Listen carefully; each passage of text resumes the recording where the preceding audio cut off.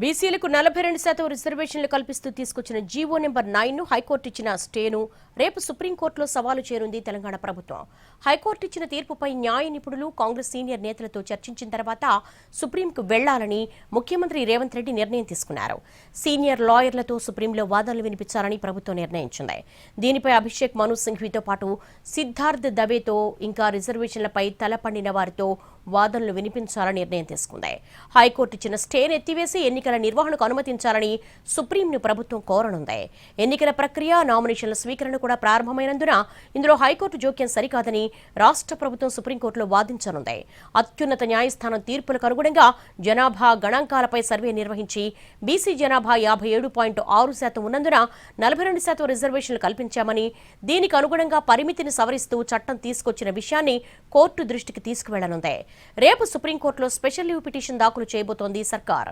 High court తీర్పుపై CM Revanth Reddy, న్యాయ నిపుణులు, party ముఖ్య నేతలతో చర్చించారు. ఆ క్రమంలోనే సుప్రీంకోర్టుకు వెళ్లాలని సీఎం రేవంత్ రెడ్డి నిర్ణయించారు. హైకోర్టు ఇచ్చిన స్టే ఎత్తేయించి ఎన్నికలకు వెళ్లడానికి ప్రభుత్వం ప్రయత్నం చేయబోతోంది. సుప్రీంకోర్టు ముందు ప్రభుత్వం పూర్తి స్థాయిలో వాదనలు వినిపించాలని, ఎంపెరికల్ డేటాను ఉంచాలని భావిస్తోంది. అశాస్త్రీయంగా రిజర్వేషన్లు ఇవ్వలేదన్న అంశాన్ని సుప్రీంకోర్టు ముందు పెట్టాలన్న ఆలోచనలో ఉంది సర్కార్.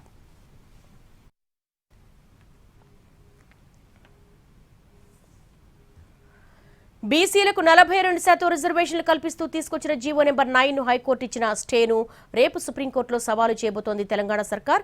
దీనికి సంబంధించి మా స్పెషల్ కరెస్పాండెంట్ చారిని అడిగి మరిన్ని వివరాలు తెలుసుకుందాం.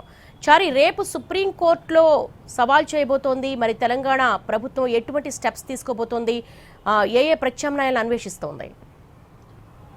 తెలంగాణ ప్రభుత్వం రేపు సుప్రీంకోర్టులో స్పెషల్ లీవ్ పిటిషన్ని వేయబోతుంది. హైకోర్టు ఇచ్చినటువంటి స్టేని ఎత్తివేయడంతో పాటు బీసీలకు 42% రిజర్వేషన్ని ఏ విధంగా ఇచ్చామనేటువంటి అంశాలను కూడా దాంట్లో మెన్షన్ చేయాలనుకుంటుంది. సుప్రీంకోర్టులో గతంలో సుప్రీంకోర్టు 50% క్యాప్ దాటకూడదు అని జడ్జిమెంట్లు ఇచ్చాయని హైకోర్టులో ఇచ్చినటువంటి స్టేలో మెన్షన్ చేసినటువంటి ఈ నేపథ్యంలో ఎంపెరికల్ డాటా ఉంటే అందుకు అనుగుణంగా రిజర్వేషన్లు ఇవ్వచ్చు అనేటువంటి అంశాన్ని కూడా చాలా కేసుల్లో వచ్చింది. ఇలాంటి ఆర్గ్యుమెంట్స్ అనేటువంటి అంశాన్ని ప్రధానంగా తెలంగాణ ప్రభుత్వం వినిపించాలనుకుంటుంది. దాంట్లో భాగంగానే ఎంపెరికల్ డేటాకు సంబంధించి బీసీల జనాభా ఎంత ఉంది, ఒక్కొక్క గ్రామంలో ఒక్కొక్క గ్రామంలో ఎన్ని కుటుంబాలు ఉన్నాయి, వాళ్ళ సామాజిక, ఆర్థిక, రాజకీయపరమైనటువంటి అంశాలన్నింటినీ కూడా ప్రభుత్వం సర్వే రూపంలో తీసుకొచ్చింది. ఈ నేపథ్యంలోనే బీసీలు 56.33% ఉందని తేల్చారు. అశాస్త్రీయంగా బీసీలకు 42% రిజర్వేషన్ ఇవ్వలేదు అని చెప్పడానికి ఏకసభ్య కమిషన్ వేసింది. ఆ ఏకసభ్య కమిషన్ వేసినటువంటి రిపోర్టు ఆధారంగా ప్రభుత్వం జనాభాకి అనుగుణంగా కాకుండా దాన్ని తగ్గించి 42% రిజర్వేషన్ ఇచ్చామనేటువంటి అంశాన్ని ప్రభుత్వం కూడా మెన్షన్ చేస్తూ వచ్చింది.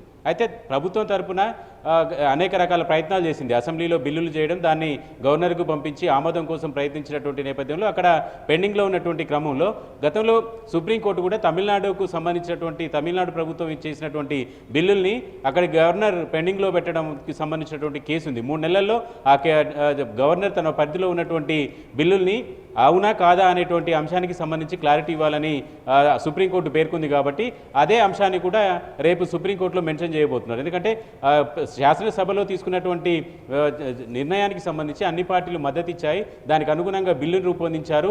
దీనికి ప్రామాణికంగా సర్వే కూడా చేసినటువంటి నేపథ్యంలో వీటన్నింటినీ కాదని గవర్నరు రాష్ట్రపతికి బిల్లు పంపించడం, అక్కడ పెండింగ్లో ఉన్నటువంటి అంశాన్ని కూడా రాష్ట్ర ప్రభుత్వం మెన్షన్ చేయాలనుకుంటుంది. వీటితో పాటుగా బీసీలో ఉన్నటువంటి జనాభా సంఖ్యను వేగ్గా కాకుండా ఒక సర్వే చేసి ఏడాది పాటు ప్రభుత్వం కసరత్తు చేసినటువంటి దీనిపై పూర్తి స్థాయిలో వాదనలు వినిపించాలనుకుంటుంది. ఈ క్రమంలోనే సీనియర్ కౌన్సిల్ని ఇప్పటికే నియమించుకుంది.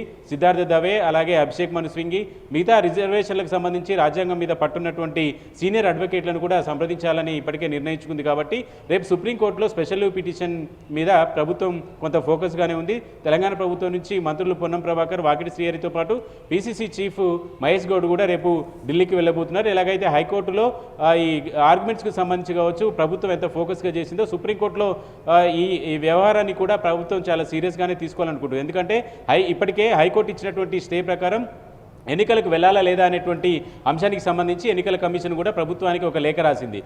ప్రభుత్వం సుప్రీంకోర్టుకి రేపు వెళ్తున్నటువంటి నేపథ్యంలో అక్కడ ఉన్నటువంటి పరిస్థితికి అనుగుణంగా ఎన్నికలకు సంబంధించినటువంటి వ్యవహారంలో ఆచితూచి నిర్ణయం తీసుకోవాలనుకుంటుంది. కాబట్టి వీటన్నిటి మీద రేపు సుప్రీంకోర్టులో ఎలాంటి వాదనలు ఉంటాయనేటువంటి ఆసక్తి అయితే నెలకొంది. ఆల్ రైట్ హిచారి, thanks for the live updates.